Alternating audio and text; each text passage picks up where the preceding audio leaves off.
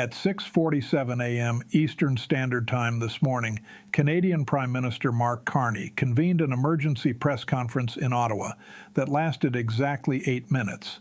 No questions were taken. No follow-up was provided. Carney simply read a prepared statement that has sent seismic shock waves through NATO headquarters in Brussels, through the Pentagon, through the State Department, and through every defense ministry in the Western Alliance. The statement announced that Canada is formally requesting immediate access to NATO's Readiness Initiative Fund, commonly known among defense officials as the NATO War Chest, a $78 billion reserve fund designed to provide rapid military response capabilities during acute security crises. Canada is not requesting a portion of this fund. Canada is requesting activation of the entire mechanism for Canadian defensive purposes, citing Article 4 consultations currently underway and arguing that Canada faces an imminent security situation that requires alliance support. This is the most aggressive move Canada has made in this crisis, and it caught Washington completely off guard. U.S. officials had no advance warning. NATO Secretary General Mark Rutte was briefed less than 2 hours before Carney's announcement. And the strategic implications of what Canada is demanding, access to a fund designed for wartime mobilization during a peacetime political dispute with the United States, represents a complete breakdown of assumptions about how NATO operates and what threats the alliance exists to counter. In this breakdown, I'm going to walk you through exactly what NATO's Readiness Initiative Fund is and why Canada requesting access to it is so shocking. I'm going to reveal what specific security threat Canada is citing to justify this request and whether that threat assessment is credible. I'm going to show you the immediate reactions from NATO members and why this request is forcing allies to make the hardest choice yet between supporting Canada and maintaining relations with the United States. I'm going to explain what Washington can and cannot do to block this request and why every option makes America's position worse. And I'm going to give you 3 scenarios for where this goes, including the scenario where NATO actually approves Canada's request and fundamentally redefines what the alliance exists to protect against. Subscribe to join the community. Leave a comment so we can keep the conversation going, and share this video if it brought you value. Let me explain what the NATO Readiness Initiative Fund actually is, because this is not widely understood outside defense policy circles. In 2023, NATO established this fund as part of the alliance's adaptation to new security threats following Russia's invasion of Ukraine. The fund pools $78 billion in contributions from member states and is designed to provide immediate financial resources for rapid military deployment, emergency equipment procurement, and crisis response when the alliance faces an acute threat. The fund can be activated by a vote of the North Atlantic Council when a member state demonstrates a credible, imminent security threat that requires urgent alliance response. The fund has never been activated. It was created as insurance against scenarios like a Russian attack on a Baltic state or a major terrorist incident requiring immediate NATO mobilization. The idea was that in a genuine emergency, NATO wouldn't have to wait months for member states to budget and approve spending. The money would already be there, ready to deploy within hours or days. Canada is now arguing that the current security situation qualifies as the kind of acute threat the fund was designed for. Here's what Carney said in his statement this morning, and every word was chosen with precision. Over the past 3 weeks, Canada has faced statements from a NATO member state questioning our sovereignty, threatening our territorial integrity, and proposing the dissolution of defense agreements that protect North American security. These statements have been accompanied by actions including enhanced border inspections, reviews of intelligence sharing, and threats to withdraw from joint defense structures. Canada has invoked Article 4 because we believe our security is threatened. We now request activation of the NATO Readiness Initiative Fund because the threat we face requires urgent defensive preparation. Canada is requesting $12 billion from the fund to accelerate military readiness, enhance border security, and prepare for scenarios where we can no longer rely on the defense cooperation we have depended on for 75 years. Carney then did something extraordinary. He said, "I want to be clear about what we are saying. Canada is not preparing for military conflict. We are preparing for abandonment. We are preparing for a scenario where the United States withdraws from its commitments to North American defense, where intelligence sharing ends, where joint military operations cease, and where Canada must defend its territory and its interests without American support. That is the threat we face. And under NATO's founding principles, an alliance member that faces such a threat deserves alliance support." He closed by saying, "We have requested this support through proper channels. We await NATO's decision. Canada will proceed with or without alliance assistance. But we believe our NATO partners understand what is at stake." The room went silent. Reporters didn't shout questions because there was nothing to ask. Carney had laid out Canada's position with total clarity. Canada is saying that the United States, under Trump, has become a security threat to Canada not because of intended military action, but because of intended abandonment and destabilization. And Canada is asking NATO to treat American unreliability the same way the alliance would treat Russian aggression or Chinese expansion, as a threat requiring collective response. Subscribe right now, because what I'm about to show you is the evidence that Canada's threat assessment, however shocking, is being taken seriously by defense analysts, and that NATO members are genuinely considering approval. Receipt number 1. The NATO Charter Interpretation Debate.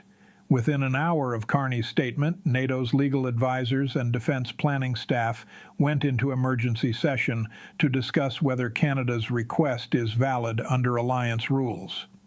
The question is whether the Readiness Initiative Fund can be activated for a threat posed by a NATO member's unreliability rather than an external adversary. According to sources familiar with the discussions, legal advisors are divided. Some argue the fund was never intended for intra-alliance disputes and that approving Canada's request would set a dangerous precedent.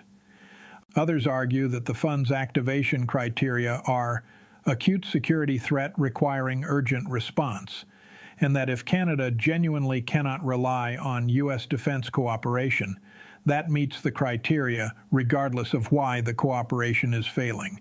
The debate is expected to continue for several days, but the fact that it's a serious debate rather than an immediate rejection tells you NATO is considering this. Receipt number 2, the credible threat assessment. The question NATO members are asking is whether Canada's claimed threat is real or exaggerated for political purposes. According to defense analysts, Canada's threat assessment is credible based on recent events. Trump has publicly questioned whether Canadian provinces should remain part of Canada. That's a direct threat to territorial integrity. Trump has threatened to review NORAD. If NORAD is weakened or dissolved, Canada loses early warning of aerial threats and loses coordinated air defense. That's a direct security threat. Trump has threatened intelligence sharing reductions. If Canada loses access to U.S. intelligence on cyber threats, terrorism, and foreign espionage, Canada becomes more vulnerable. That's a direct security threat. Trump has deployed enhanced border inspections and suggested treating Canada as an adversary. If U.S.-Canada border security cooperation breaks down, Canada faces challenges in managing cross-border crime, smuggling, and illegal movement. That's a security threat. Multiple NATO defense ministers have privately told colleagues that if they were in Canada's position, facing this level of uncertainty about their primary security partner, they would be making similar preparations. Receipt number 3, the European calculation. France, Germany, the UK, and the Netherlands have all been briefed on Canada's request, and according to diplomatic sources, their initial reactions are more supportive than Washington expected. European members are applying a simple test. If a NATO member credibly demonstrates it faces a security threat, does the alliance have an obligation to respond? Their answer is yes, even if the threat comes from another member's policy decisions rather than from external aggression. European officials are also aware that if they refuse Canada's request, the message to all NATO members is that the alliance only protects you from foreign adversaries, not from American abandonment. That makes every member more vulnerable because everyone depends on U.S. security guarantees to some degree. If those guarantees can be withdrawn on a presidential whim with no alliance recourse, NATO's collective security promise becomes conditional and unreliable. Receipt number 4, the financial mechanics. If NATO approves Canada's request for $12 billion from the Readiness Initiative Fund, where does that money actually go and what does it buy? According to defense officials familiar with Canada's planning, the money would fund 4 specific areas. First, $4 billion for emergency military equipment procurement, specifically air defense systems, surveillance drones, and Arctic patrol vessels that Canada needs if it's operating without U.S. support. Second, $3 billion for infrastructure, including enhanced border security installations, communication networks, and command centers that currently rely on U.S.-Canada integration. Third, $3 billion for readiness acceleration, including calling up reserve forces, conducting large-scale military exercises, and pre-positioning equipment for rapid deployment. Fourth, $2 billion for cybersecurity and intelligence infrastructure that reduces dependence on U.S. systems. These are concrete, justifiable defense expenditures that make sense if Canada's threat assessment is accepted as valid. Here's what happened in Washington when officials learned about Carney's request. At 7:15 a.m., the National Security Advisor was briefed on Carney's statement. According to sources, the advisor immediately convened an emergency meeting with Pentagon leadership, State Department officials, and intelligence community representatives. The question on the table was simple. Is Canada serious? And if so, how does the U.S. respond? The Pentagon's position, according to sources, is that Canada is deadly serious and that the request is militarily justified even if it's politically awkward. U.S. military officials understand that if Trump actually follows through on threats to withdraw from NORAD or reduce intelligence sharing, Canada has legitimate defense needs that must be met somehow. The Pentagon would prefer Canada meet those needs through continued U.S.-Canada cooperation.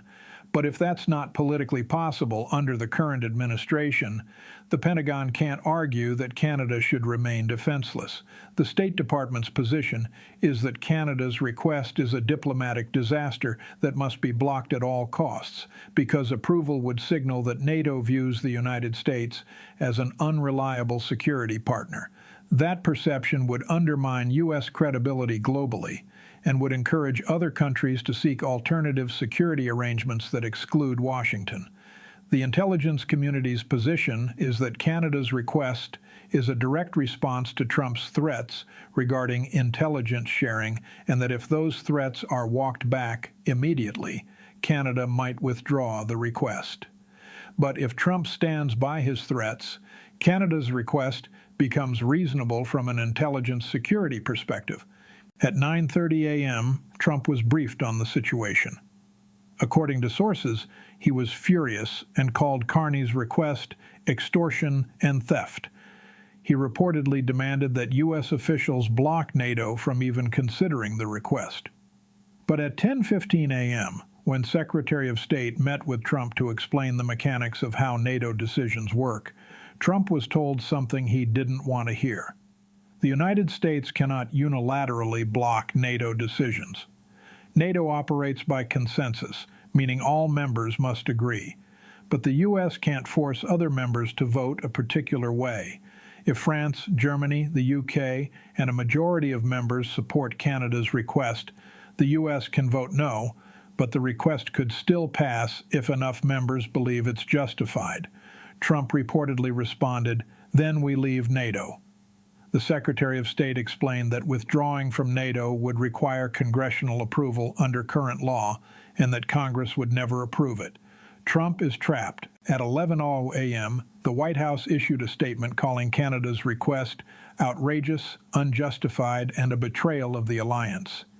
The statement claimed Canada faces no security threat and that the request is purely political theater designed to embarrass the United States. But at 11:45 a.m., the Pentagon issued a separate statement that contradicted the White House. The Pentagon said, "The Department of Defense is committed to North American security and to our partnership with Canada. We believe the best path forward is continued bilateral cooperation under existing frameworks. We encourage all parties to engage constructively through diplomatic channels."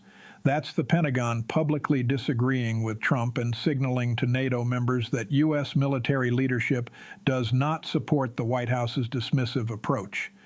Congressional reaction was swift and divided along familiar lines. The 12 Republican senators who have consistently broken with Trump on Canada policy released a statement saying, "Canada's request is a direct result of the president's reckless threats. If the president threatens to abandon a NATO ally, that ally has every right to seek security from the alliance. We urge NATO to take Canada's concerns seriously." Senate Majority Leader Chuck Schumer went further, saying, "The president has created a crisis where our closest ally doesn't trust us. Now that ally is asking NATO to protect them from American unreliability.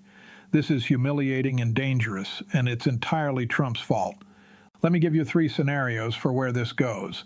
Scenario 1, NATO conditional approval. NATO's North Atlantic Council meets and agrees to provide Canada with $6 billion from the Readiness Initiative Fund, half of what Canada requested. The approval is conditioned on Canada demonstrating that U.S.-Canada defense cooperation has actually broken down, not just been threatened. If Trump immediately reaffirms NORAD, commits to continued intelligence sharing, and retracts sovereignty threats, the funding is suspended. If Trump does not provide those assurances, the funding flows to Canada. This puts maximum pressure on Trump to back down while giving NATO political cover by making the funding conditional. Trump faces a choice. Give Canada the assurances and avoid the humiliation of NATO funding Canadian independence, or stand by his threats and prove Canada's threat assessment was correct. Scenario 2, full approval and precedent set. NATO approves Canada's full $12 billion request and explicitly states that the Readiness Initiative Fund can be activated when any member faces security uncertainty caused by another member's unreliability. This becomes a new NATO doctrine. The alliance protects members not only from external threats, but also from the destabilizing actions of other members. Other countries immediately begin evaluating whether they should request similar support. Eastern European members question whether U.S. security guarantees are reliable. Asian allies outside NATO begin exploring whether similar collective security mechanisms could protect them from American policy volatility. The United States loses its position as the unquestioned security leader of the Western world because the Western alliance system now includes mechanisms to protect against American unreliability. Scenario 3, rejection and Canadian independence. NATO, under intense U.S. pressure, rejects Canada's request.